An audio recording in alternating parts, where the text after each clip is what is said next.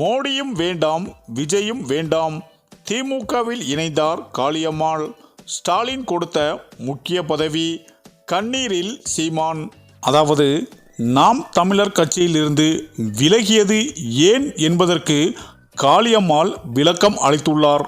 அவர் எந்த கட்சியில் சேரப் போகிறார் என்பது குறித்து விரிவாக பார்ப்போம். அதாவது சீமானின் நாம் தமிழர் கட்சியின் மகளிர் பாசறையின் ஒருங்கிணைப்பாளராக இருந்த காளியம்மாள் கடந்த பிப்ரவரி மாதம் அக்கட்சியில் இருந்து விலகுவதாக அறிவித்தார்.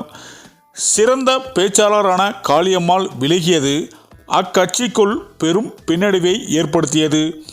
பின்பு அவர் வேறு கட்சியில் இணைவார் என்ற எதிர்பார்க்கப்பட்ட நிலையில் இதுவரை எந்த கட்சியிலும் அவர் இணையவில்லை.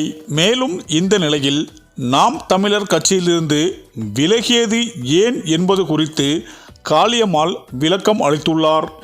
இது தொடர்பாக ஒரு பேட்டியில் அவர் பேசியது, நாம் தமிழர் கட்சியில் பயணித்த போது எனக்கு எதிராக தவறான தகவல் பரப்பப்பட்டது.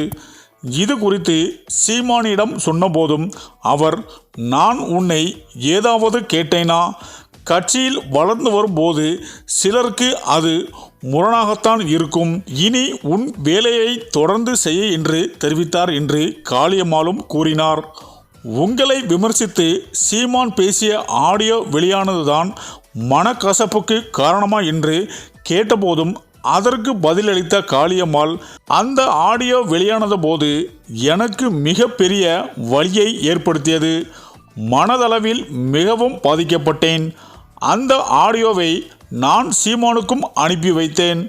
அப்போது சீமான், நான் என்றுமே உன்னை அப்படி நினைக்க மாட்டேன், மனதில் எதுவும் வைத்து கொள்ளாத என்றார். அதன் பிறகுதான் கட்சியிலும் கூட்டங்களிலும் தொடர்ந்து பங்கேற்றனர். ஆனால் நான் கட்சியில் இருந்து வெளியேறிய சம்பவங்களை சொல்ல விரும்பவில்லை என்று கூறினார்.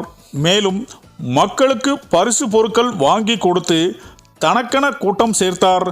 கட்சியை விட தன் வளர்ச்சியை பெரிதாக நினைத்தார் என சீமான் குற்றம் சாட்டி இருந்து குறித்து காளியம்மாள் இது குறித்து ஆடியோ வெளியான குற்றச்சாட்டுகள், சுவாமி குடியிருப்பில் குடியிருக்கும் நான் படம் கொடுத்து எப்படி கூட்டம் கூட்ட முடியும், ஏன் இப்படி பேசுகிறீர்கள் என்று வீட்டுக்கு வந்து பாருங்கள் என்று சீமானிடமே நேரடியாக இதை தெரிவித்து விட்டேன் என்று தெரிவித்தார் காளியம்மாள். மேலும் தொடர்ந்து அடுத்த எந்த கட்சியில் சேரப் போகிறீர்கள் என்ற கேட்டபோது அதற்கு பதில் சொன்ன காளியம்மாள், அனைத்து கட்சிகளும் இருந்து அழைப்பு தான் வந்து கொண்டிருக்கிறது என்று கூறினார். இந்த நிலையில்தான் காளியம்மாள் நாம் தமிழர் கட்சியிலிருந்து விலகினாலும் எந்த கட்சியில் இணையப் போகிறார் என்ற எதிர்பார்ப்பும் நிலவி வந்தது. மேலும் தற்போது வந்த தகவலின்படி திமுகவின் முக்கிய அமைச்சர்களிடம் காளியம்மாள் ரகசிய பேச்சுவார்த்தை நடத்தி இருப்பதாகவும் சொல்லப்படுகிறது. மேலும் முதல்வர் ஸ்டாலின் அவர்களை நேரில் சந்தித்து திமுகவில் இணைய முடிவு எடுத்துள்ளதாகவும் ஒரு தகவல் சொல்லப்பட்டு வருகிறது. அப்படி திமுகவில் இணைந்தால் காளியம்மாளுக்கு திமுகவில் ஒரு முக்கிய பதவி கொடுக்க அதிக வாய்ப்புள்ளதாகவும் அரசியல் வட்டாரங்கள் பேசி வருகின்றனர். இந்த தகவல் நாம் தமிழர் கட்சியினரை கடும் அதிர்ச்சியில் ஆழ்த்தியுள்ளது என அரசியல் வட்டாரங்கள் கூறி வருகின்றனர். சரி, இந்த வீடியோ பற்றிய உங்கள் கருத்துக்களை கமெண்ட்டில் சொல்லுங்கள். மேலும் வீடியோ பிடித்திருந்தால் லைக் பண்ணுங்கள், ஷேர் பண்ணுங்கள், மறக்காமல் நம்ம சேனலை சப்ஸ்கிரைப் பண்ணிக்கோங்க. நன்றி.